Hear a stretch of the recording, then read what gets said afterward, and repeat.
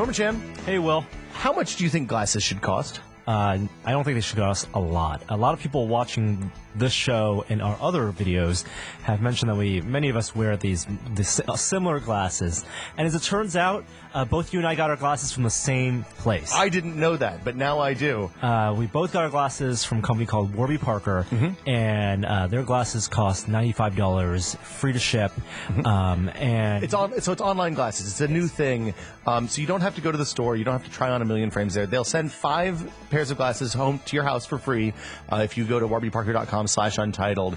And you can try them, keep them for 5 days, try them on, see what they look like in the mirror in the comfort of your own home. And then you send all of those frames back, and they'll fill them with your prescription as you want for $95 a pair. Or if you want to try the new titanium line that are titanium frames with French screws, it's $145. Yeah, and use our link, warbyparker.com/untitled for the free 3-day shipping. The 5 pairs of sample glasses, I think it's really nice. Even if you only want to try, 2 or 3 of them, they'll send you all 5. So they'll throw some in, and I think it's much better than the virtual glass try-on things that some places have. I have to say, they do this IPD thing where they measure your pupillary distance, and it's much better than everything I've ever used in a normal optician's office. So that's it. It's warbyparker.com/untitled. I'm a fan. We actually use this product, and you can get free 3-day shipping both ways and a 5-day home try-on of 5 pairs of glasses. You can pick 3 that you think you're going to like and then get 2 crazy ones, and who knows, you might like the crazy ones better than the ones that you think you'll like. So now on with the show. Thanks for supporting Still Untitled, Warby Parker. Welcome to Still Untitled, the Adam Savage Project. I'm Will. I'm Adam. And I'm Norm. I know we agreed on a topic before. Yes. But there might be a better topic. We that's could more go topical. by all We can means. always go. Adam, what are your thoughts on Radio Shack? Oh, Radio Shack. That is a great thing to talk about. What a sad state of affairs that Radio Shack could not figure out a way Here, to stay in business. I am of 2 minds on Radio Shack. Yes. So I spent a significant portion of my formative years in both Radio Shack and also screwdriver shops, like early PC, the places you would go to buy PC parts before the internet. Screwdriver shop? Yeah, you called them screwdriver shops. I've never heard that term. So you're probably a little bit on the wrong side, a little bit on the too old side. Right. But when I was in college, the place you would go to buy, people are going to yell at us for chomping chips on the podcast, Adam. The place I would be go. the last one I do. I'm sorry. It's okay. just get it all out. Let's let everybody enjoy it. Did you bring enough for everyone? Hold on. Oh, Perfect. That's good. Okay. Nutrisecond flavor. And we're back. The screwdriver shops are places where you could go to buy PC components in the early days of PC building, say the early to mid 90s, before everybody got internet access, and then were able to take advantage of things like what was it? Price Watch was the first one, like the PC price matching engine, which was a nationwide network of screwdriver shops, and they would all compete to get the lowest prices on white box hardware that was straight from the East. It was a short period of time that stuff happened, because then CompUSA rose and those places went away. But both Radio Shack and screwdriver shops are kind of, in my mind, is the same thing, because they were places that old nerds would go to share information and talk shop and find out what was the latest stuff in the days before message boards. I am not too young to remember these. It's when you would also find the price in the magazine. There were small chains of these shops. I didn't call them screwdriver shops. There's computer shops. But there would be like, you'd have to get one of those trade publications or something like Computer Currents or Computer Shopper. And the franchise would they would issue, this month, this went down $7, and you bring the magazine in, and they would have a copy, and that's how they would figure out their own prices as well. Wow. Well, and so, like, I'm here because of screwdriver shops. Right. Like, I learned how to build PCs in those places, and then I found Boot Magazine, which led to me getting a job writing about technology on the internet. Wow. And then I ended up writing at the successor to Boot, which was Maximum PC, for almost 10 years. That's so fun. So, like, I'm sad that Radio Shack is gone, but Radio Shack of the last decade and a half has been a So much longer than that. Okay. So I've been regularly going to Radio Shack for 30 some odd years. There wasn't a Radio Shack in my hometown of Tarrytown, New York, so I didn't really go to one in high school. Occasionally, I would go to the one at the mall, at the Galleria. it was much more after I got to San Francisco in 1990 that I began to frequent Radio Shacks because there used to be a couple of other electronics stores in San Francisco, and they both promptly disappeared in the early 90s. And Radio Shack was it. There's All Electronics in Berkeley, and there's another wonderful electronics place up in Marin in San Rafael. And then there's Fry's Electronics down in Sunnyvale. But in Palo Alto. But Fry's isn't exactly the same. It's not exactly. It used to be kind of. Well, but you can still get exactly what you. I'm thinking of Radio Shack as the place you would go for the components to put stuff together. Mm-hmm. It's not the place you went to buy a computer. It's not the. I mean, I remember when Criminy. I remember deep into CD-ROMs when you could get DVD-Rs with your laptop. Radio Shack was still selling them for like $20 a piece. Oh, yeah. Right. So my experience. The blank discs, just to be clear. Exactly. So my experience of Radio Shack over the past 25 years I've been in San Francisco is that they've never lived up to the promise of what I hoped they would be. I mean, if I needed a Switch and I needed 3 or 4 of them, they would have 2 or 3 of them. It was like amazing, their ability to not have in stock the thing I needed or to have the wrong number. That was the token business. It was like, we have it because that's what we're kind of known for, but that's not where they're making money from. No, and I realize that. I also I've been looking into this lately, and I've been reading a bunch of ex-employee blogs of Radio Shack employees, and it sounds like for at least the last 30 years, it's been one of the like uniquely worst places to work. Yeah. I mean, you know, like for a while when I would go into Radio Shack in the 90s and buy batteries and they'd be like, hey, I think there's a comedy bit about this. Why the fuck do you need my phone number to buy batteries? Right. I would give them grief about it. And then I talked to one of the guys who's like, look, they make us ask for the batteries. This was the moment that I realized that the bad retail experience isn't usually because of the person working retail. Sometimes it is, but a lot of times it's institutional. And asking for your phone number when you buy batteries is a perfect example of that. Nobody needs your phone number. No, of course not. And I've been saying, actually, my dad said that. I was 15 and I was buying something with him, and I said, "And what's your address?" And my dad said, "You don't need that." And they were like, "Okay." And it's not their fight. They're not going to die on that hill. So I've been saying that ever since. The thing about the institutionalization is that it's just, it makes me so mad. Was it Circuit City that fired all their older salesmen? Yes. Okay. Or it might have been the good guys. It was one of those two. Okay. It might have been the good guys. They all kind of fall in the same. Right. But so they have this nationwide network of electronic stores. They decide to sell all their they get rid of all their expensive employees and put entry-level employees out on the floor. And within a very small amount of time, within a couple of years, the company is completely bankrupt and gone. Well, and I just have a point here, which is it's this idea, this American corporate structure that really pisses me off of like lowest common denominator. And you read this on the Radio Shack employee blogs constantly of like 2 people running an empty store for days on end and having to then run inventory from 1 to 5 in the morning after the store closes because it's like capriciously been decided by Central. And the end result is it's no mystery to me why Radio Shack is closing. I haven't walked into a Radio Shack in 25 years and found someone who knew what they were talking about. Well, or knew where anything was except 9-volt batteries and remote control cars. And the fundamental problem is. And by the way, I also don't place that blame on the employee. Like, no. I mean, when you go to the Apple store, the Apple employees know what they're talking about, or they can point you to someone who does. The problem with Radio Shack has always been that they never had the stuff that you need. If you just needed something, it was always way more expensive than you could get it literally anywhere else that sold that thing. And if you needed something in a hurry and you were willing to pay that premium, then they didn't have enough of it, or they didn't have the right thing, or they had something that was like one axis off or whatever. And I mean, like they couldn't. People always say, hey, people who make stuff should be supporting Radio Shack. But if you're making stuff and you're on any kind of budget, Radio Shack is not a good place to buy any of the stuff that they sell for makers, Arduinos, components, whatever. And they did make the attempt to pivot towards makers. They brought in Arduino. They repackaged and rebranded all of their electronics stores to be much easier to navigate through. I took note of that. I still noted that they were grossly understocked. That it really felt like a token kind of thing. Like, I know there's an LED in this drawer, but it's not the one that I need, and it's not a one that's useful. Well, and the stores were hot and cold based on location. Like, I think based on who the independent operator was, or who they were owned by. For example, there's a Radio Shack in Sebastopol near Old Maker Make Magazine's headquarters in Sebastopol that is one of the best electronic shops I've ever been in. Oh, wow. Like, those guys have everything. It's really good. The people that work there are knowledgeable. They could answer questions. Super good experience.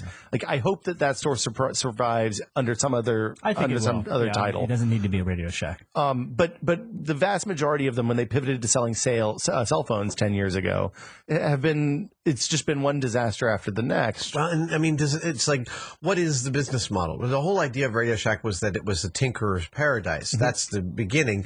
And then, of course, that's not a supportable national franchise business. Of course. It's like, smart people made the attempt, and then they sold phones, they sold computers, they sold the batteries for your cordless phones, and ridiculously expensive digital media. I've always wanted to buy. I remember buying $12 CD-ROMs, CDRs. Yeah. But at the very same time, you could buy a stack of 100 at Office Max for like $18. Yeah. Oh, yeah.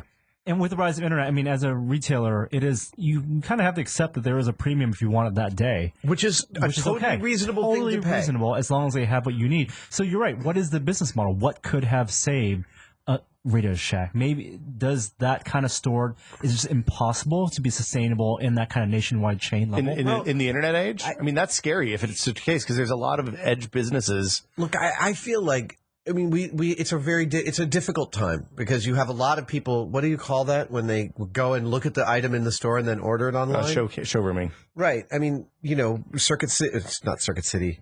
Best Buy, the last man standing. I mean, they get that all the time. Which is ironic because they killed the actual showroom model of electronics, which Good Guys used to be. Good Guys, you walk in. Circuit City was a showroom, and then each, the registers are at their departments, and Best Buy turned it into the shopping, the grocery store model. And frankly, I will tell you, I like Best Buy. The Best Buy we have here in San Francisco is staffed by a bunch of great people. Mm-hmm. They genuinely know where stuff is, and in general, for the most part, I think they're knowledgeable and sweet. When I was in Chicago a few weeks ago, I needed to get a DVI to HDMI adapter, and the people in Best Buy not only knew exactly where it was, they were happy to direct me to it. It was only $30. I'm serious. It was a $29.97 thing that usually comes with your video card for free. Right. But, I mean, they knew where it was, and they had it, so I guess I'm okay with that. Yeah, exactly. Kind of. And I think the internet analog, in terms of retail to Radio Shack, it's like monoprice. It's like they have every single length of cable, type of cable. All colors. They make it, and then you can get it real cheap. And that is what people used to go to a Radio Shack for. It is. And how could you, and you have this open question of how could that be supportable to keep a nationwide chain of franchises where you make sure that they all have a 6-inch, 1-foot, 18-inch, 2-foot, 36-inch, everything. It's not. I mean, maybe two things. One, somebody who's writing about Radio Shack's demise pointed out that there's never been a nationwide electronics chain that survived. Right. Right. They all have a 12 or 20, 25 year lifespan at most. The other thing that comes to mind is what Amazon's doing in New York, which is they're stocking the most commonly ordered things in locations in Midtown that then they can put on a bike courier or a 1-hour courier and do 1-hour delivery for, which for my purposes, like 1-hour delivery to where I am is much better than going to the store. Absolutely. Like 90% of the time. Almost impossible to compete with. Yeah.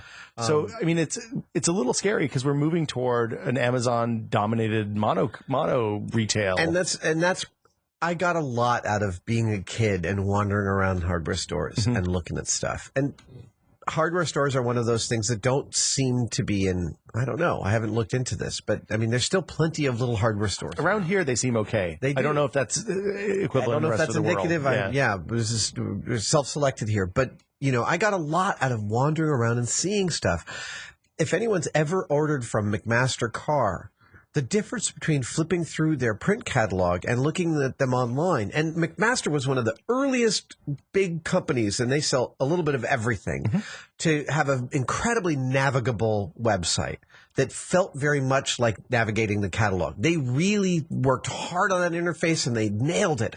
And still, I think browsing that catalog is twice as useful as going online, because when you're looking when you're looking at a wall of shelves or you're flipping through a catalog, you're making connections that you wouldn't make normally. You know, you're looking for the micro switches, but the micro switches are at the end of a 90-page chapter on switches of every kind. Oh, I didn't know that. Wait, they've got one of those. I didn't even know you could get. Oh, wait. Oh my God, that one does 12. Oh, double pull, double thread this, and all of a sudden problems were solved you didn't know you had. You find a better solution for a problem that you didn't know you had. By the random looking. Well, and then other stuff that's hard virtual to reality find. is going to solve that, by the way. Do you think so? I think we'll have virtual. That's really nicely optimistic, but I feel like that solution, like the ideal application of that, which is being able to sort of wander the aisles of a virtual store, where hell's bells, like you probably put something in your basket and all the shelves you start to look at are different because they've prioritized. Again, that's problematic to me, even though it probably seems like, well, first of all, it seems like 20 years away. So you're saying the permanence of space and our brains being able to sort and analyze and inventory. It could be. Because when you look at the search results page, you only see the 10 things that the recommendation engine thinks you want to see. And it's the accidental occurrence that a store environment or a catalog gives you that I would love to see. Well, I mean, I'd love to see McMaster try it on their catalog. Like, flip, stop. What is that? I mean, those accidents have yielded so many really interesting solutions for me in the making of things. The fundamental problem with online purchasing versus catalogs or retail. And it's funny, I hadn't thought about catalogs. I always thought about catalogs as being closer to online. But I think you're probably right, because you jam, at least in like a McMaster's car situation, you're jamming so many things, or Campmore, you're jamming so many things on one page because every inch of space is valuable. Yeah. Let me make it. Yeah. There's a wonderful model maker's catalog called Micromark. There's another one called the Small Parts Catalog. Both of them, I recommend you go to their websites and order a catalog from each. They're delicious catalogs. Sit there. They're both probably about 50, 60 pages. And you can sit there and browse through every kind of tool and knife and little ball bearing and rods and rod ends and electronics, and just fantastic catalogs for learning about new ways that are being developed to make things in ways that the website's not necessarily going to lead you to, because websites are all, what do you need to find? Here it is. Well, I mean, they're very transactional. Like it's intentionally that way because they want you to find something, and their goal is to get you to click buy on something in as few clicks as possible and as less time. Because the more you click buy, the more money they make. Exactly. And I get that. And it's just, I don't mean to say, I'm not lamenting the good old days. Well, you kind of are. I guess I am. But I'm lamenting good old days that for me never existed with Radio Shack. But I think that, going back to could Radio Shack have sustained itself? Could it have survived as a nationwide chain? I don't think that's possible. I think you might be right. But what could they have done with that brand and the goodwill? It's kind of like what a place like Tech Shop has done. Yeah, it's a place where people go to learn. That's the trick, is that it is a brand that is still pretty strong. I would have loved to have helped them out in some way. It strikes me as the Adam Savage brand, the Adam and Jamie brand, the Tested brand are all brands that would dovetail nicely with Radio Shack's, their perception, their curating, whatever that is, the public's their original thing. Yeah. We've got a good Radio Shack up in Noe Valley here. Jamie and I both shop there frequently. Yeah. When you get a good one with someone who cares behind the counter, it's a wonderful experience. Well, I mean, that's true of a lot of retail stuff, though, right? That's true. I'd love to hear from people who maybe work at or don't go to or own, not a Radio Shack, but there are a bunch of electronic stores, mom and pop ones. There's one in San Rafael. It's amazing. But what has their business been like over the past 10 years? And how do they keep themselves afloat? What are the things they do? Well, and when you look at the threat, I mean, because at this point, Amazon has gone from being the internet underdog to being the Walmart killer, right? In a lot of ways, right? I mean, it's a massive place you can buy everything They undercut everyone else. Yeah. And even themselves. Yeah. I mean, and they make no money, which is making no money is the scariest part of Amazon to me, because that to me says, well, we're going to keep making no money until we've run everyone else out of business, and then it's going to be basically demolition man. And this is the place where I get really scared. Yeah, like Uber, we want to destroy the classic taxi company. Okay, I don't mind that, because taxi companies, by and large, as far as I've been able to determine, because it's one of my areas that I get fascinated by, so I talk to cab drivers all the time. Taxi companies suck. Yeah. Especially in San Francisco, what they've done to the cab drivers. Cab drivers haven't gotten a raise in 25 years. The taxi rates go up, but every time they go up, the companies raise their fees exactly that amount, so cab drivers don't make anything. Yeah. As far as I'm concerned, I don't see Uber doing anything different once they owned the entirety of the business model. Well, and I mean, they're behaving in. Yeah. I mean, here's the thing: you can behave like the underdog for a certain period of time, but until you're not the underdog anymore, at that point, behaving like the underdog and being scrappy and an upstart makes you seem kind of like a jerk. So, well, anyway, and as well as Amazon is doing, there are areas that it doesn't do well. Like diapers. They pulled out of the diaper thing Really? 3 weeks in. Really? Yeah. Well, I think they had bad design on there. It turns out if the diapers don't keep the poop in, people don't buy the diapers. Custom picture frames. Like there are areas, and that's areas where mom and pops where there's businesses that can grow. Custom picture frames are a perfect example, though, of a business that could be outsourced and run out of China. Like if you look at eyeglasses, I mean, your Warby Parker eyeglass frames, they're not ground locally.